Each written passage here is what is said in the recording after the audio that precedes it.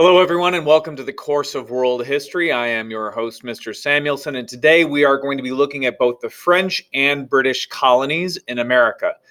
These are going to be focused on the mainland colonies, not the island colonies, which were touched on briefly at the end of our lesson on the transatlantic slave trade and Caribbean sugar. Our essential question today is, why did the French and English create colonies, and how did they function? We're going to start with New France.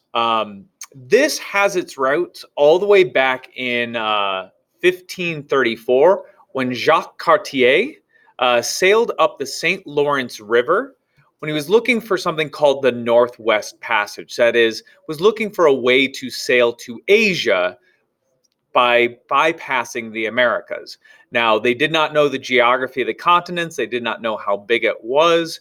Jacques Cartier found this inlet and was wondering if they could go through the continent and reach Asia this way. You can't, but he didn't know that. So he failed, and for a long time, France lost interest in North America. It was just this big thing that got in the way of reaching Asia, and everybody was Asia crazy, as was France, and so they lost interest for a time. Yeah, sad. He failed. But a man by the name of Samuel de Champlain read his reports, and he became really interested in what he read about the high quality of the fur that Cartier had encountered with the Native Americans of that region. And Champlain gets an idea. So Champlain then returns to what is now Canada, sails up the St. Lawrence River, and sets up trading posts for fur. He's not going to make his money on spices. He's not going to make his money on sugar, but he is going to make his money on fur and the fur trade. So in 1608, Champlain established the first French settlement in North America, the city of Quebec, which is still the capital of Canada to this day. Now, only 8 of his 27 men survived the first winter. Canadian winters are harsh, far harsher than you would find in France. And they weren't entirely prepared for this, and that winter was a bit of a disaster for them. But the fur trade, in the end, was successful, was profitable, and Champlain keeps going back and getting more and more furs. Now, for the fur trade to work, cooperation with the Native Americans was important. This was not a situation where the French were going in large numbers and hunting for furs themselves. Instead, they were relying on Native Americans to hunt, get those furs, and then trade with the French for them. European goods were then exchanged for those animal furs. So things like axes or guns later and stuff like this could be exchanged for those animal furs. They were highly valued by the Native Americans. The furs were highly valued by the French. And so they had a good exchange going on. This successful model helps that French fur trade spread. Additional settlements are founded, and pretty soon the French are throughout this New France area. Fur traders help the French claim the Great Lakes region, large sections of the Mississippi Valley, and all the way along the St. Lawrence River. And these become French-controlled settlements of New France. Now, few Frenchmen actually wanted to settle there. There's not going to be large populations of French people living in New France. They wanted to go for trade. They wanted to access this wealth. They wanted to return to France and live happy, wealthy lives in France. Now, Native Americans then were okay with this, right?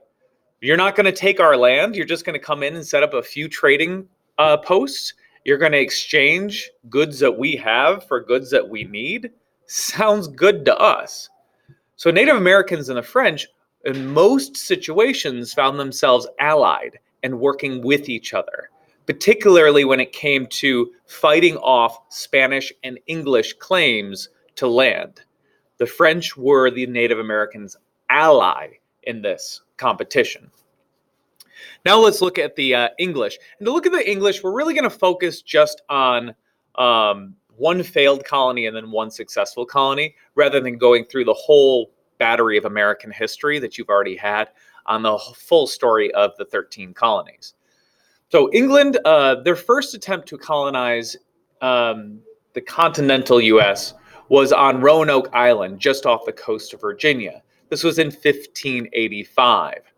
Now, when settlers returned to England the following year, because that settlement was not working out very well.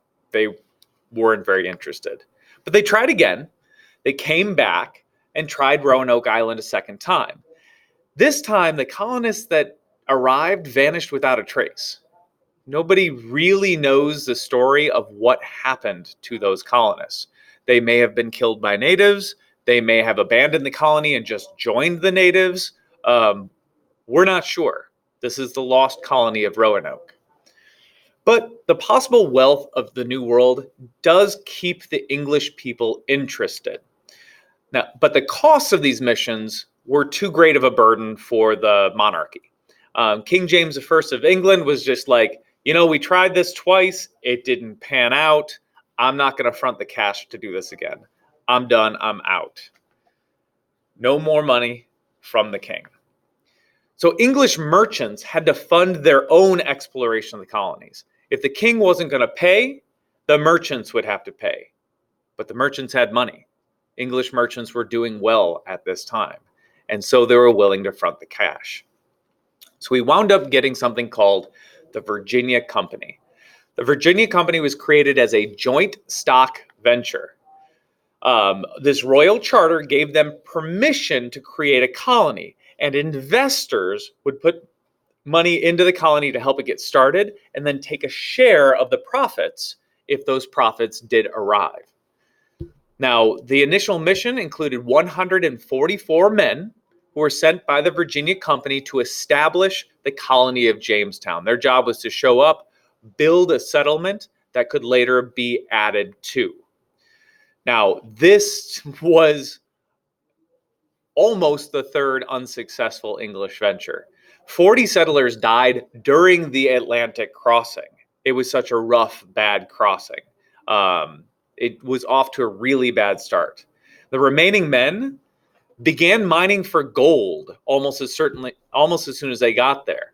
They had heard rumors of the wealth of the New World, so they wanted to go out and get the gold. Problem is, Virginia doesn't really have gold. And what they weren't doing were building good settlements and acquiring food and goods that you would need for the winter. So by January, only 38 of the original 144 settlers were still alive. This was a disaster. But it wasn't the end of Jamestown. John Smith, one of those colonists, took control of the colony and really said, you know what, we're going to turn things around. We're going to fix this. We're going to do a lot better. And he reached out to the Native Americans for help, the Powhatan Indians. Now, with that partnership, the colony doesn't collapse. But unfortunately, Smith does get injured. There was an explosion and he was hurt and he had to return to England. But 500 new settlers from the Virginia Company did arrive to join those survivors of the Jamestown colony. And now we have a large population. The colony, however, couldn't feed these new settlers. Remember, they didn't plant crops. They were digging for non-existent gold. So with these 500 new settlers, by the next year, only 60 are still alive. The English just aren't learning this lesson about the need to don't dig for gold, plant crops. But settlers do keep arriving. They keep hearing stories in England that are not telling the truth about how bad it is. People do keep signing up to come on these missions, and the town does over time grow. John Rolfe is a man who helps make the colony profitable for the first time. He gives up on gold. We're not going to make money by digging for gold. And instead, he plants tobacco. Tobacco used for smoking, which will become very popular in Europe, becomes kind of the cash crop of the Virginia colony. And at first, they get indentured servants to work in the field. Indentured servitude is kind of like somebody who agrees to be a slave for a time. So you might sign a contract that says that I agree to work in the tobacco fields for a period of 5 years, after which I will be paid a certain sum and be free to do whatever I want. And that helps people get to the New World and get established, and then eventually have the funds to start their own farm. This continues for a little while, but in 1620, the first African slaves will arrive in the colony, and that shifts the colony from an indentured servitude labor force to a slave labor force. Now, family life. Virginia life attracted very few women. Not too many women wanted to come to this colony.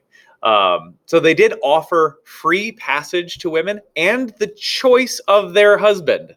So women would arrive, they would line up all the eligible men who would like to be a husband, and the women would be able to pick that one right there to be their new husband. And that was kind of how it was set up. Women free to come over, got to pick their husband, and families were able to start.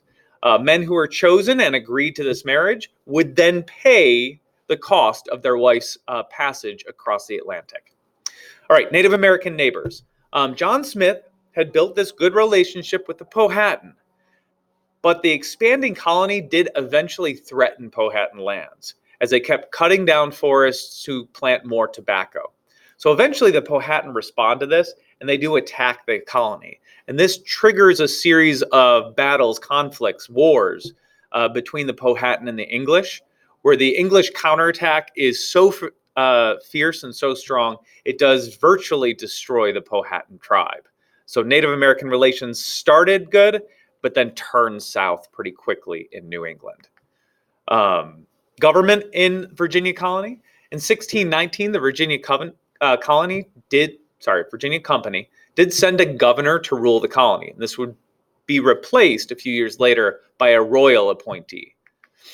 Now, colonists elected representatives, and the representatives would write the colony's laws. This legislature, called the House of Burgesses, did become the first legislature in North America, and many other English colonies will follow this example. So we focused a lot on Virginia. This was the first colony, but of course there are 12 other colonies that pop up along the Atlantic coast over the next 100 years. And these 13 colonies existed very separate from Native American populations, as opposed to the French that kind of worked with them. Where the English showed up, the Native Americans were pushed out. This helped to maintain an English culture, and an English culture was prevalent throughout the colonies until they rebel and declare their independence in 1776. All right, I hope you learned something with today's lesson, or at least reviewed stuff that you had learned before, and I will see you next time. Farewell.